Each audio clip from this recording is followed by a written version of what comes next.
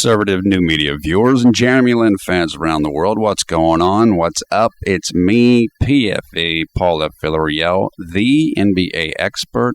We're here to update the latest on JLin, and the Houston Rockets. Now, as many of you know, the Rockets just began their training camp for the 2013-2014 regular season. And the day before training camp began, there was a media day.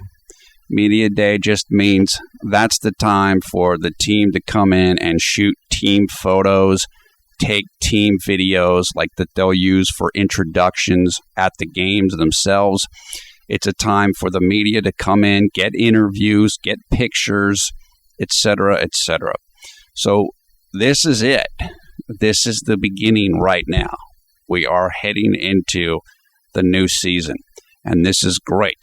Now, the title of this video, you see Kevin McHale, Coach Kevin McHale, the bane of Jeremy's existence to many people last year, has been saying a whole bunch of good things about Jeremy, including what is said there in the title about Jeremy working really hard this summer. So there's a whole bunch of McHale positivity towards Jeremy, and that is a very welcome development. The quote about Jeremy working hard is from the media day interview, and if you look in the video description below the video player, you will see a link for the media day interviews, and at that link are McHale and Morey, who are the general manager. They did an interview together. Basically, it's like a press conference. You know, the media's there. One person or a group of people goes to the podium, and then they're done. Somebody else comes up, etc. Well, Morey and McHale did the interview together, and McHale said what he said about Jeremy from that interview yesterday. Now, I will tell you this. If you go and try to listen to McHale and Morey, their interview in particular has incredibly low volume. So it's really, really, really hard to hear it. So you're going to have to probably max out the volume, and you still might not be able to hear it. Jeremy's interview volume level is great, but Morey's and McHale's is really bad. And I can't remember with Dwight Howard and James Harden, there might be a little bit low volume too. Chandler's is, I think, at a decent level. Now, I've also heard McHale say on various other places, like radio interviews in Houston and a couple other things that I don't have links for, he said more about Jeremy. He said Jeremy can play. He said Jeremy, which in English, that just means like, yeah, this guy's got some game. He's good. He's got ability. He can play. So that's good to hear. And McHale also said that Jeremy is a very good player. What McHale's been saying a lot in these interviews, and I agree with him, and it's good for him to talk about it this way, is, look, Jeremy's still a young player. He's basically a rookie last year. If people didn't know about Linsanity 1.0, they would have said, wow, Jeremy had a great rookie year, which is a good way to look at it. That is kind of a way to look at it, because what McHale said is, look, Jeremy's never played and started a full season until last year. And playing a full season, as he points out, you get used to the grind of it. It's difficult, physically and mentally. When Jeremy had Linsanity 1.0, it was kind of like half a season. He kind of came in to help the Knicks save their season, but it wasn't a full season. Now, again, it's not that Jeremy can't do it for a full season, that whole argument, but it's just you have to get used to playing day in and day out, and it's difficult. And McHale's like, yeah, you know, you got to get used to playing 5 games in 7 nights. You have to get used to coming out and you don't have your best game. And you have to really figure out how to do well when you don't have your best game with you on that night. He's right about that. Those are very good points, and it takes experience to learn that. And look, the same thing is true for Patrick Beverley. Patrick Beverley only played half a season, and let's be honest here, as I've told you guys before, a lot of teams didn't care about Patrick Beverley. And what I mean by that is they weren't preparing for him. They didn't know him. He wasn't on the radar. They didn't care. I've pointed this out before, and again, I don't want to just put down Patrick Beverley, because I like Patrick Beverley. He's great, and he's going to help the team. But you hear people saying all these things about Jeremy, but they never say it about Patrick Beverley. And it's like it's the same thing, except Jeremy has had teams prepare for him. Last year, the three main offensive forces on the team, and obviously number one was James Harden, but then it's like Chandler and Jeremy. So teams were looking at that. They knew they needed to slow down Jeremy, and so they worked on that. Nobody was working to slow down Patrick Beverley, and it's much different when teams do that against you, and that's part of like what McHale was saying. And once they do that, then you have to adjust. And Coach McHale talked about that in the interview yesterday, and he said, now it's Jeremy's turn on the chessboard. Now teams are doing certain things with you. What are you going to do? And the analogy that he made is he talked like a boxer. If I know you can throw a right punch, I'm going to make you throw a left punch. And basically the analogy for Jeremy is, okay, you're great with your right hand dribbling. What can you do with your left hand? And so this is normal stuff. It's particularly normal, again, in Jeremy's situation, for a person coming out of a small division for college basketball who played shooting guard. Well, shooting guard is not point guard, and Harvard isn't the NBA. So these are all normal parts of adjustment, but I really like how positive and upbeat Kevin McHale is being about Jeremy Lin. And he's seen him multiple times this summer. Saw him in LA at the minicamp, saw him in Aspen. He knows Jeremy's working hard. And Jason Friedman of Rockets.com, he had something the other day, and I don't have information on it in the video description. He had a piece talking about how Jeremy was coming out and working on his shooting after Jeremy went through a full practice and after Jeremy did weightlifting work. And what Friedman's point is that Jeremy's working to be able to shoot the ball well even when he's tired. And that's a very important thing. And it kind of goes back to what McHale was saying, because part of what McHale said was, look, Jeremy's tired last year. He was messing up because of fatigue. He actually said a lot of Jeremy's turnovers were fatigue turnovers, meaning that when you're that tired, you'll make mistakes you won't make when you're fresh. Well, the way that you train to overcome that is to make yourself do shooting and make good plays when you're tired. And that's what Jeremy's working on. It's very similar to when we talked in the when I did the analysis of Jeremy's Reloaded video. I said you could see how he was at the Rockets facility, and he was dribbling and going and doing layups, and guys were hitting him with pads. And I said they do that so that you can finish your shot even when you get hit. So you work through the contact. You work through getting hit, but you still shoot. Well, it's the same concept with fatigue. You're tired, but you still work on your shooting, and you work on making your shots when you're tired.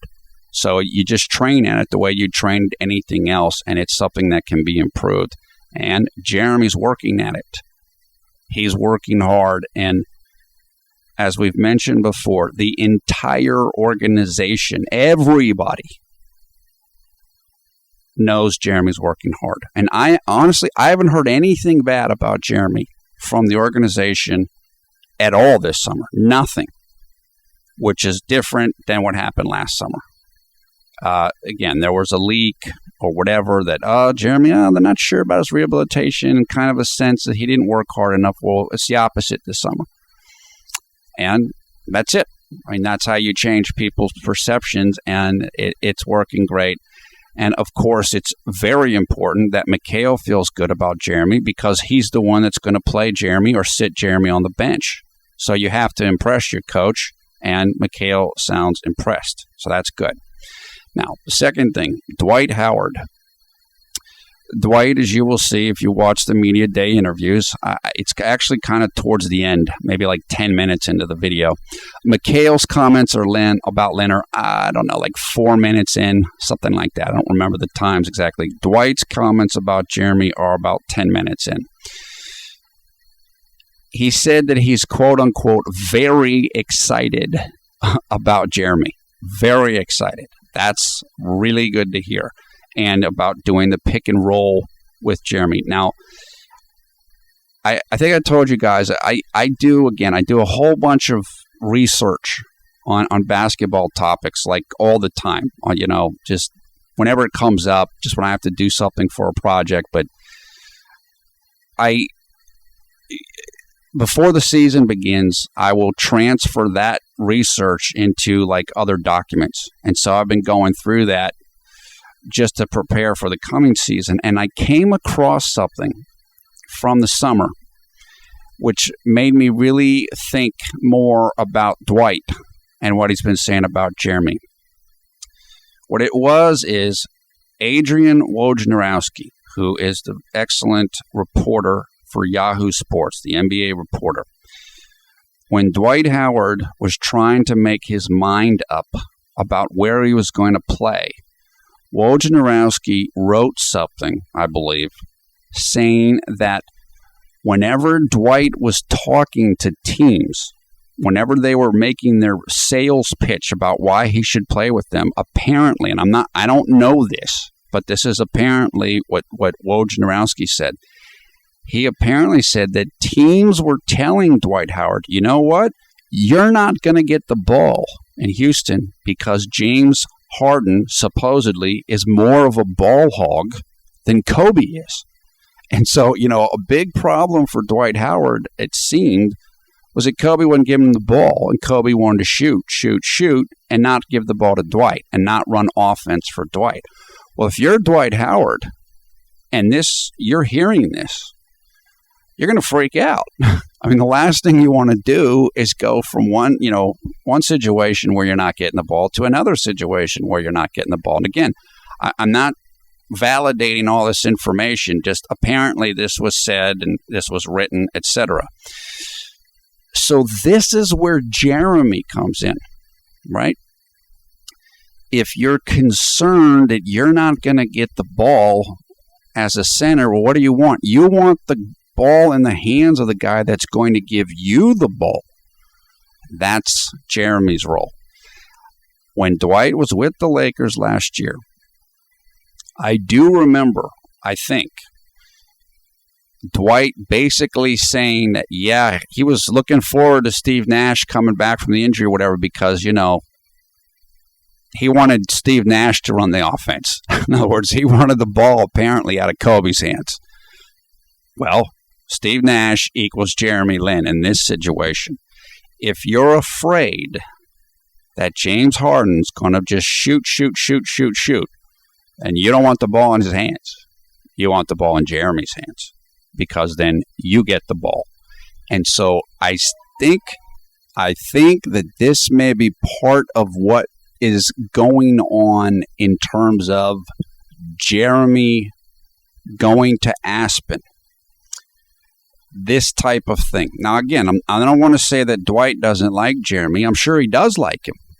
And one of the things that Dwight said in his interview was that coming into this year, he's at a good place spiritually.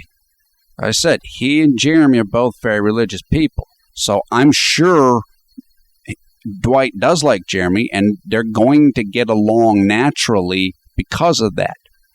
And Jeremy talked some about how outgoing Dwight is and stuff in his interview, but I do think that this might be part of the dynamic. Again, I'm not saying this. I don't want to cause a problem or there's a intrigue or fighting or, power struggle. No. But things can work this way. And if you're Dwight Howard, you don't want that to happen again. What happened last year?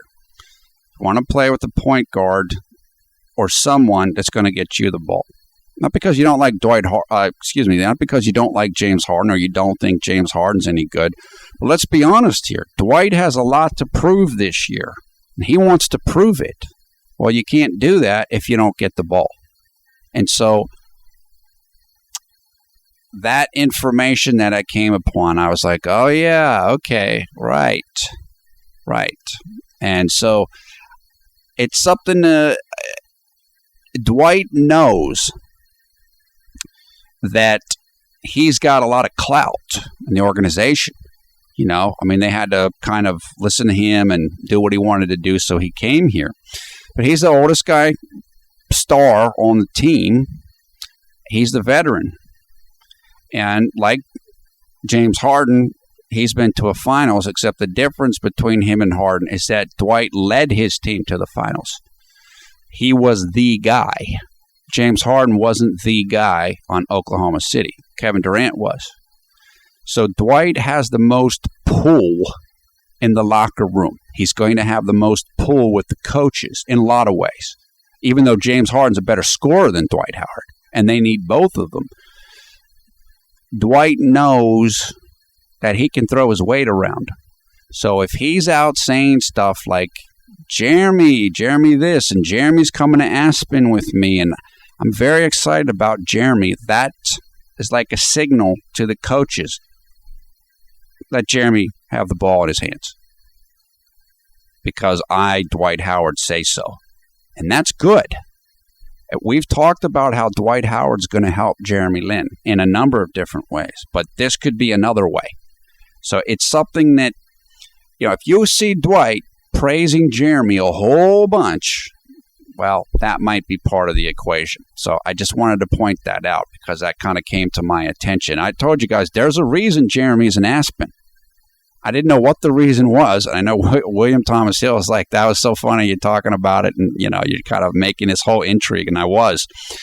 But this might be the reason why. We might really be starting to understand, okay, yeah, Dwight Howard's letting everybody know, yeah, Jeremy's my dude. Give him the ball so I get the ball. So that'll be interesting to watch. I went to ClutchFans the other day. Now, ClutchFans is doing a great job. Clutch, he was at Media Day. He was at the first day of training camp practice, getting video, getting audio, doing a great job. Like I said, I like Clutch. I like the site, even though there's plenty of people on the site that aren't big fans of Jeremy, which we know. But there's plenty of people on the site who are fans of Jeremy. In fact, I've actually noticed a bunch of people joining recently that are Lin fans that are really good. They're smart people. They make good posts. And it's good to see that. You're starting to see more Lin fans come into the site. So it's better if you're a Jeremy fan, don't just say, I don't like the site because I don't like Jeremy. Just go and participate. Go and be part of the discussion. It's the same thing with the media. You see some of this stuff, Bleacher Report, whatever. Well, a lot of those sites, you can apply to write for them. If you want to write for them, just go write for them. Then you get to be part of the discussion. I would do it, and I've done it in the past, but I just can't. I don't have time to do it right now. Hopefully in the future that'll change, but right now I can't do it. The videos is probably what's the extent of what I can do right now.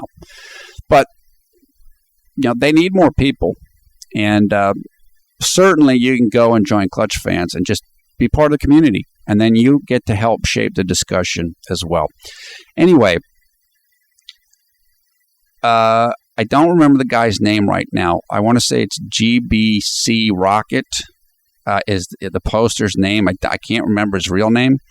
Anyway, he's a student at MIT in the business, like working on his MBA, which is basically, I believe, Daryl Morey has got his MBA from MIT. And he wrote an article about Jeremy, which was very well researched, put a lot of time and effort into the article. And it was good, but I didn't agree with everything that he said. And so I wrote a couple responses to the article, and you can check that out in the video description also. You'll see the 2 responses that I did, and you can also read the original article. But as I said, what I liked about what he was saying and how he did it was that it was a good argument. This isn't, Jeremy's not any good. And it's like, okay, here are the statistics. Here's this, here's that, here's this. That's how it should be done. And so I give GBC Rocket a lot of credit because he did it the right way. I didn't agree with him about some of the stuff, but he did it the right way. Now, somebody that I've talked to you guys about before is Chris Baldwin of CultureMap Houston. He just put out a new piece, a new article, and his stuff is in Google News. I know a number of you know who he is. Oh, he's a big Lin supporter, and he just put out another story basically saying, hey, McHale's got to give Jeremy the ball, and it's great. I mean, it's saying essentially what I was saying in terms of what Dwight might be thinking. Baldwin's saying, Jeremy needs to be the distributor. He needs to be the guy dishing out the ball as opposed to James Harden. Look, excuse me. Harden is going to have the ball in his hands a whole bunch. But I think this year there's going to be a different type of offense. Not completely different, but it will be more focused around the low post. And part of that is going to be trying to give James Harden the ball closer to the basket. McHale talked about this in his press conference, basically saying, we want James to be 1 dribble away from the rim rather than 2 or 3 dribbles. And that means, getting him closer to the post. Also, James Harden himself said he wants to focus more on defense this year. And so if you put James Harden closer to the post on offense and he wants to play a lot of defense, what that means is he's not going to have the energy to have the ball in his hands 40 minutes a night. So then it goes back to Jeremy. And that's good because then basically everything might work out the way Lin fans want it to work, just naturally. Now, again, it's not that James is never going to have the ball in his hand and never run the offense, but it might happen a little bit less this year. And I know that'll make a lot of Lin fans happy. That'll make Chris Baldwin of CultureMap Houston happy. And you can check out his piece also. The information for it is in the video description below the video player.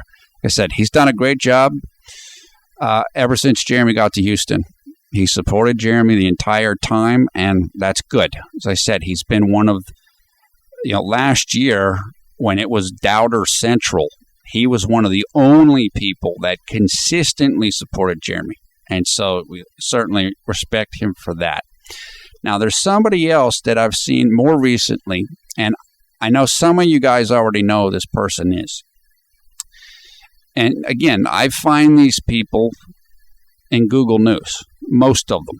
Some of them are other places like Jason Friedman. And I know a lot of you guys do the same thing. You find these people writing about Jeremy through Google News. Well, I also do that. This person's name, and he writes for Latinos Post, and I have something from him in the video description as well. His name is Chito Ibriega.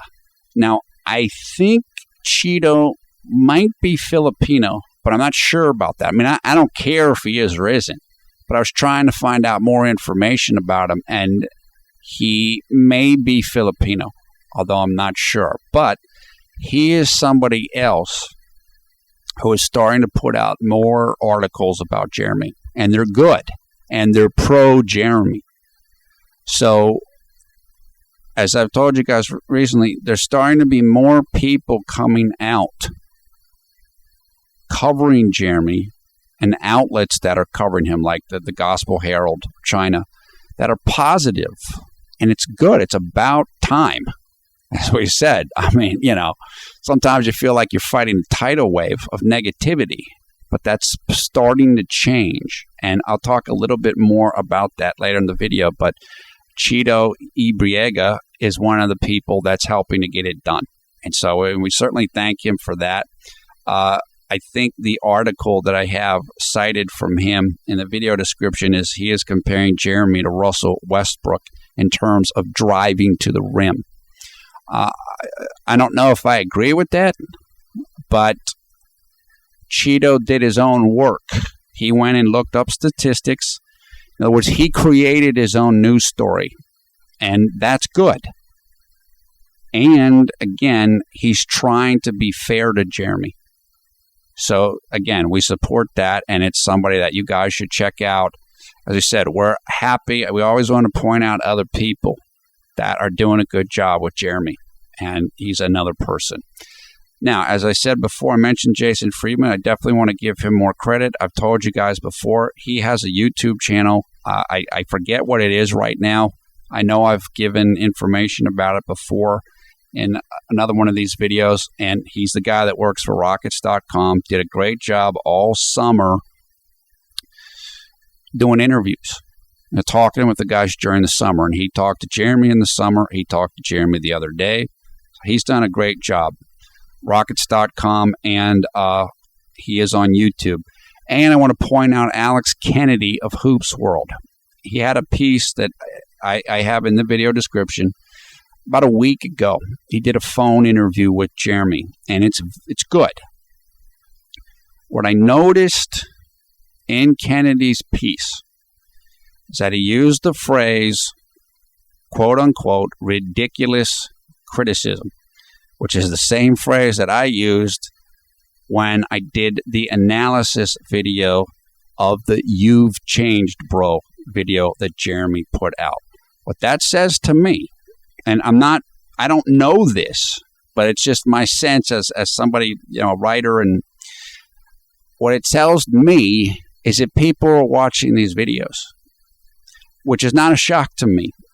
If you're a writer, an NBA reporter, you need information, you need sources, you need things to write stories about. And in the age of the internet, you need as many stories as you can get. So once you find sources, or once you find a good forum to go to, you'll use it. And it's not even so much about the videos or about me. These people in the media are listening to you guys. They're listening to what the fans are saying. Now, I'm a fan too, but I'm talking about they want to hear what JLin's fan group thinks. And so they look at stuff like this. And the reason I bring this up is because, as we said, the tide has started to turn for Jeremy this summer. When we started the summer, it was hater central. Jeremy was off on the playoffs. He got hurt again. Patrick Beverley is Superman. All of this. We know, we've talked about this. But it started changing. It started changing because some of these news outlets started coming in, like Gospel Herald, like, Focus Taiwan. But what really changed it was the two videos that Jeremy did. And the reason why that changed things so much was because of how well they did. Reloaded got, somewhere around 1 million views, and You've Changed Bro got like 3 million views. Well, if you're in the media, you noticed that. And believe me, everybody noticed that. And what that says to you is, oh, wow, this guy's fan group is bigger than I thought it was. And that means two things. Number one, I want to get a piece of that fan group, which means I'm going to start writing stories about Jeremy because I want those views. And number two, it means, you know what? I better start treating Jeremy a little bit better. Because during the summer, we said, oh, the Hoops mixtape. Jeremy got dunked on. in a pro-am game. The narrative going into the summer was everybody hates Jeremy. And then Jeremy's videos came out and was like, wow, I guess a lot of people don't hate Jeremy. Right. That's what we've been trying to tell people forever. You guys don't understand how big JLin is globally. Not you fans, but you media people. And now they're starting to understand it because of the success of Jeremy's videos. So what I'm trying to say is the reason why Jeremy is starting to get more coverage and better coverage, fairer coverage, is because of you. It's because of fans like you and fans like Lynn Garden and all of Jeremy's fans all over the world. And finally, these media people are starting to wake up and say, you know what? If you keep slamming JLin, you're going to make a whole bunch of people mad. And they're starting to realize that might not be a great strategy. And so you're starting to see more fair coverage of him, like Alex Kennedy's piece, like Cheeto Ibriega stuff, like Chris Baldwin stuff, like Gospel Herald stuff, etc., etc. And that is because of you, person watching this video right now. So congratulations, you have helped change the story about JLin, and Jeremy helped himself. Now, one of the things that's been said with Jeremy, or has been criticized about in the past, is, Jeremy's too meek. He doesn't speak up. No. Jeremy's smart. He knows he can't say anything because he doesn't have the standing in the NBA to say anything. Now, he could say something during Linsanity 1.0, but now he can't say anything. But what do? You make a video. You have your friends help you out, like Ryan Higa, like Kev Jumba, like the people that did the Linsanity film. That's how you fight back in an intelligent way. And that's exactly what they did. So, as I said, I have given Jeremy's team all the praise in the world this summer repeatedly, and I'll give it to them again. They got it done. And it's working. And you got it done because you tuned in and watched his videos. And that's it. That's what makes people in the media wake up. And they finally started to wake up. And that's good. The number of people in the world who are fans of JLin or who like JLin is a whole much bigger number than the number of people who don't like JLin. I'm very, very confident of that, no matter what anybody says. And that's what people are starting to realize.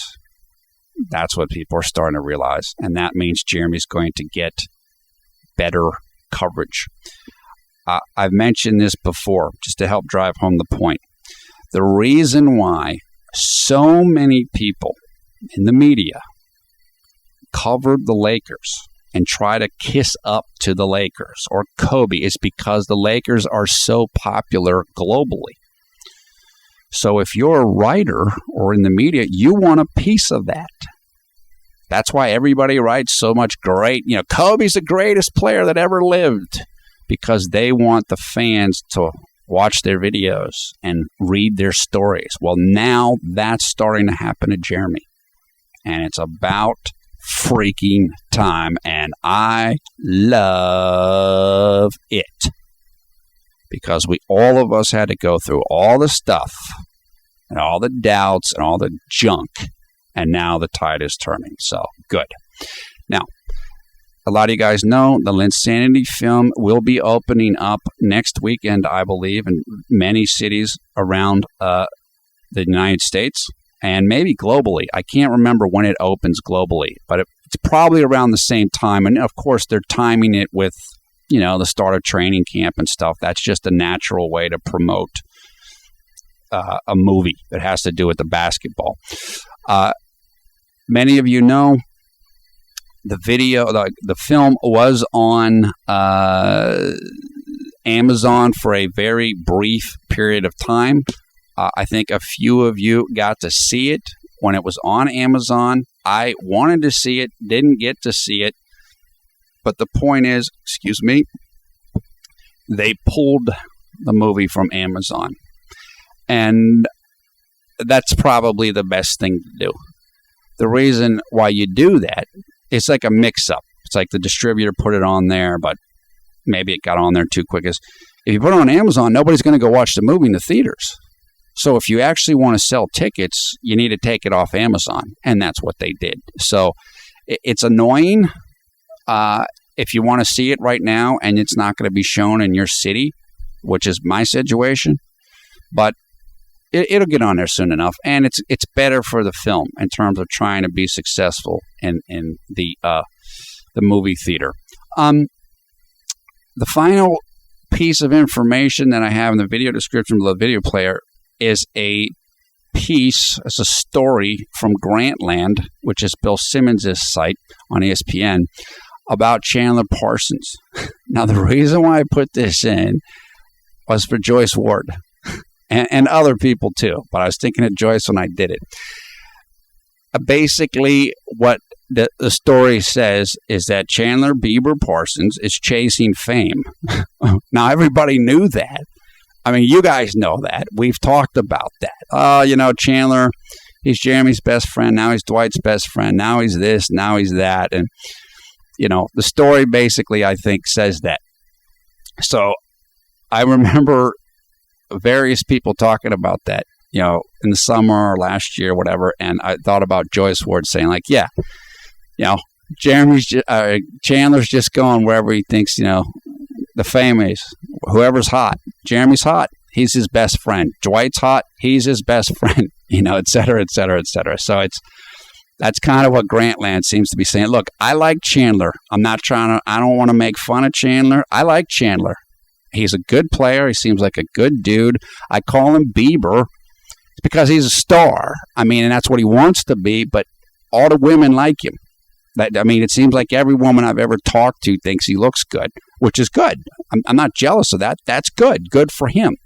But the Bieber thing is just a playful thing. Like, yeah, he's Bieber. He's like the mega star. And he wants to be a star. And good luck to him. But it's something that we've talked about here. And Grantland's basically saying, like, yeah, he's chasing fame, which is, again, something that many people have said previously, including Joyce Ward. Now, there was a piece recently in the Houston Chronicle talking about new Rockets strength coach Joe Rogowski. And I bring this up because Melody Ting has asked me several times, Paul, do you think Jeremy is doing the right type of training, strength training, conditioning? People have asked before, does he have the right shooting coach? Does he have the right people to help him maximize his ability? Look, it's a natural question. If you come into the NBA and you have your own team and maybe you're not succeeding as quickly as you want or as quickly as your fans want or whatever, then people are going to ask those questions. I have nothing against Jeremy's team or whatever. They seem like great people. I like them, and I think they're doing a good job. But, fans are going to ask stuff like this. So this is why I'm bringing this up. Jeremy himself recently mentioned Rockets Director of Strength and Conditioning, Daryl Ito. And after I read this article about Joe Rogowski, who came over from, I believe his last job was with the Orlando Magic. He used to be with the Magic when Dwight was there. Some people thought that Houston brought him in to kind of help lure Dwight to the Rockets. I have no idea if that's true, and the article basically seems to say it's not true, so whatever. But I read the article, and it says a lot of good things. And from Jeremy talking about working with Daryl Ito, essentially, my take from the piece is, yeah, he's in good hands. Now, look, I think Jeremy's team is good. Jeremy and his team, his personal fitness coach or fitness instructor, personal trainer, those guys went to the Gatorade Sports Science Institute, whatever it is. They went to the Rockets. They work with these guys. So in other words, Jeremy's own team is learning from these guys. I'm sure of that. I mean, who wouldn't want to, you learn everything you can learn. You learn from the Gatorade people, the scientists that are working at that place, if there are some, or the fitness experts. You learn from Joe Rogowski and Daryl Ito. You learn anything you can learn. That's the way it works. And so I am just the same way I said I was very confident about Jeremy's team in terms of doing public relations and making videos. Well, it sounds like Jeremy is in very good hands with his strength training because, these guys sound very good, and I'm sure Jeremy's team is working with them and learning from them, et cetera, et cetera. I've told you guys before, you certainly know from John. John's a 4-time national champion in powerlifting, strength and conditioning sport. That's what he does. That's what he did. I also know quite a bit about strength training and have researched it and everything. And reading that article is like, oh, yeah, these guys know what they're doing. It sounds really good what they're doing. Of course, anybody gets to an NBA level in strength and conditioning, they're going to know what they're doing. But these guys sound particularly good. So I do think Jeremy is in a good spot with that stuff. I mean, look at Jeremy. You see him at the end. He looks big. He's, his strength and conditioning looks like it's going pretty well. And what he's going to have to try to do this year is keep the weight on. I think last year he lost about 10 pounds during the season. And so you have to work against that by, taking protein, getting meals at certain times, et cetera, et cetera. And I think Joe Rogowski said, yeah, I'm going to help guys with that. So my guess is Jeremy will be able to be in a better position with that this year, which is good. Look, we've come a long way. It's been a long summer. It's been a long last year. But as I said, Jeremy looks great. People are saying good things about him around the team. People are saying he looks stronger. He's quicker. Obviously, he's healthier, which is very important to remember with how he did last year. There were a whole bunch of doubts, been a whole bunch of disses, and all kinds of stuff. But now we're going into a new era, a new age, as the Rockets are putting out in their marketing materials. Jeremy himself said in his Media Day interview, look, I'm just thrilled I get to be in the same city for 2 years in a row because he never had that before in his pro career. Same city, same coaches, same system, same everything. And that matters a lot just for logistical reasons. You don't have to find a new apartment. You don't have to do this. You don't have to do that. It makes it a lot easier. And now Jeremy's coming into a situation where all that's taken care of. And he's healthy. He's been able to work out all summer. And it's a whole different deal. I've told you guys before, Jeremy still has plenty to work on. And he knows that. But now he can start doing that. Now this is the first summer where he's been able to do that. So I think, again, things are looking good. And they're looking good for the team. As I say all the time, they have to stay healthy. Jeremy has to stay healthy. But I think this is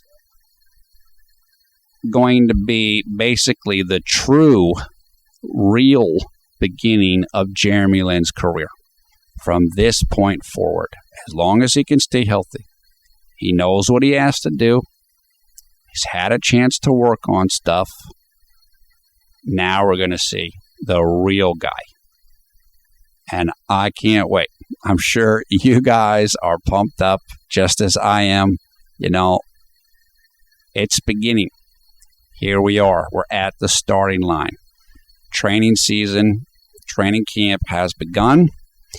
We're less than 2 weeks away from Jeremy and the team being in Asia for the 2 preseason games. One of them, of course, will be in Taipei, Taiwan.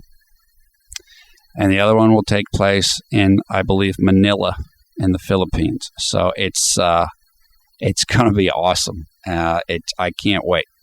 We're finally here, and it feels like, you know, things are going the right way. Finally. And that's life. That's what Jeremy talks about, testimony. You guys know it, your own life. Sometimes you got to really dig in, work. And that's what he did. And now we're close to seeing the results. Now, 2 other quick things. I wanted to, the first thing I want to say is Russell Westbrook, of course, the player, the guard, the superstar for the Oklahoma City Thunder. Now, when he had the injury when he banged knees or whatever with Patrick Beverley, he had the same injury Jeremy had. Well, Russell Westbrook got surgery in late April. When Jeremy had his injury, he got surgery in early April. Well, Russell Westbrook just told the media, you know what? I might not be ready for the start of the season, the regular season. Well, Jeremy came back and played all 82 games last year. So if you think Jeremy was, weak or soft or he didn't work hard enough and all this, well, how about Russell Westbrook? I don't think anybody thinks that about Russell Westbrook. The point being, has a serious knee injury. And my own guess is that Russell Westbrook's not going to be the same player early this season. So I really wish people would have looked at Jeremy that way last year. But they didn't, and that's not fair. Because they wanted to believe, a lot of people, that Jeremy's no good. And so when he struggled with his knee, he's just not very good, which is what I said in my ClutchFans post. That's not fair. If you have somebody, Russell Westbrook has never missed a professional game. I don't think he ever missed a college game. He might not have even missed a high school game. He's as tough as you can be physically. Well, it takes time to come back from a knee injury. It's not quick. And it's when you tear the meniscus, which I think is like the cartilage, it affects different people in different ways. Not everybody has the same comeback. It might take some guys longer than others. And if you're a guy that relies on your athletic ability, like Westbrook and like Lin, it takes longer. So I bring that up because, I guess it wasn't just Jeremy. And I guess Jeremy, might have worked hard, a lot harder than some people thought he did. So I'm just glad. Again, I'm not happy for Russell Westbrook needing longer to recover, but it's like, please, media, pay attention to this. It's not that easy to come back from, and it takes longer than you think it takes.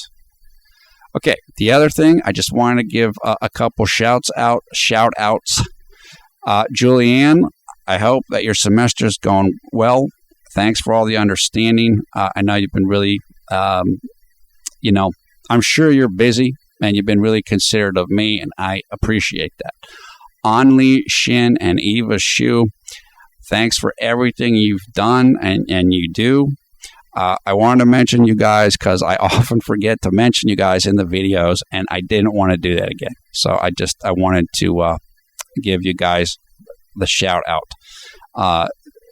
Again, John and I appreciate everything you guys have done and are doing. Thank you very much. Hanny Chang, Kwok Wai Lai, Mai Chu Chen, others, I appreciate everything you guys have said, all of the support. Again, I read everything. I went back and the video I made, not the last video, but the video before there were a number of people who wrote me messages in Mandarin. And so I went back and I answered everybody, and I appreciate it. It means a lot to me. And, you guys, as I said, I read everything. I see everything. And I wanted to give you guys some words of confirmation on that, and just say, I appreciate what you're doing. And there's many other people that names I'm not mentioned that, I feel exactly the same way about. So thanks for all the words of support. As far as me, I'm here. I'm looking forward to this season. I'm working on my stuff, my health, moving, all that, just day by day. It's all any of us can do. So just one step at a time. Look, I can't wait for this year. I can't wait. I want to do, again, a Rockets team preview. I put a lot of work into that. I still have to do a little bit more work before it's ready. I don't know when I'm going to do it. I might wait a little bit longer in the training camp to see what the roster is going to be before I do it. But I was already excited about this team. But when I saw the media day stuff, and I looked at the guys and the condition they're in and what people are saying, it's like, I'm even more excited. This could be really an incredible year. It should be a good year no matter what, if guys are healthy, but it could be even better than I thought it was going to be. My own personal expectations for the team at this point are try to get a top 4 seed in the West, which means you get home court advantage in the first round of the playoffs, and probably make the Western Conference semifinals, which is the second round. San Antonio, Oklahoma City, the Clippers, all might be better teams than Houston this year, in my mind. They're a little older, a little more experienced, etc. So that's what I'm looking at. To me, that would be a successful year. And I think that the organization's looking at it that way too, in statements that Daryl Morey and others have made. Now, don't get me wrong. I mean, if you can win title, go win it. But you're just being more realistic. But as I said, in listening to the guys and watching the guys, it's like, wow, this, you never know. Could be even better than what I think it might be. So it's going to be exciting. Again, we're basically a month away from the start of the regular season. Preseason games will be starting soon, including the 2 in Asia. And, man, it's going to be sweet. So that's it for now. I hope everybody's doing great. It's 8:12 p.m. here on the East Coast of the United States on Saturday, September 28th. Means it is, I believe, there hasn't been a time change yet. That would mean it is 8:13 a.m. on Sunday, September 29th in Taipei, Taiwan. Thumbs up, thumbs down the video. Your comments below. I will come down to the comments and talk with you guys tonight. So we can just chit-chat. I got some free time tonight. Once again, I am PFE Paul F. Villarreal, the NBA expert. Thanks a lot for watching Conservative New Media. We do strive to be the #1 JLin YouTube fan channel. We're here, folks. This is it. It's what we've all been waiting for. And as I said, this can be the beginning of the rest of JLin's career. And he's in a good position to be able to finally do what he wants to be able to do, what he deserves to do, and establish himself as a real player in the NBA and put to rest forever all the doubts, all the stuff. So hopefully that's going to happen this year, and we're all going to be part of the ride. And, man, I cannot wait. I can't wait. Talk to you guys soon. Take care till then. See you later.